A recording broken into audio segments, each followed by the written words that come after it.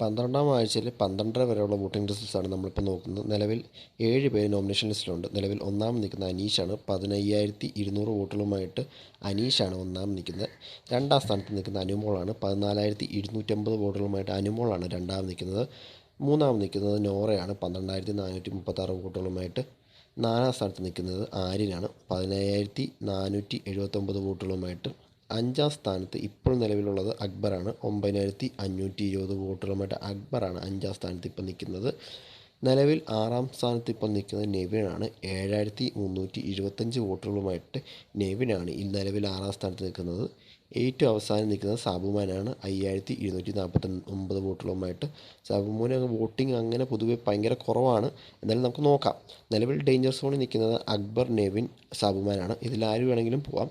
നമ്മുടെ ഇതൊരു അൺഒഫീഷ്യൽ പോളാണ്. എന്നാലും നമുക്ക് നോക്കാം. നമ്മുടെ പോളിംഗ് പ്രകാരം കഴിഞ്ഞ വട്ടം ലക്ഷ്മി പോയായിരുന്നു. ഡേഞ്ചർ സോണിൽ കിടന്ന ലക്ഷ്മി പോയായിരുന്നു. എന്നാൽ ഈ ആഴ്ച ആര് പോകുന്നത് നമുക്ക് കണ്ടറിയാം.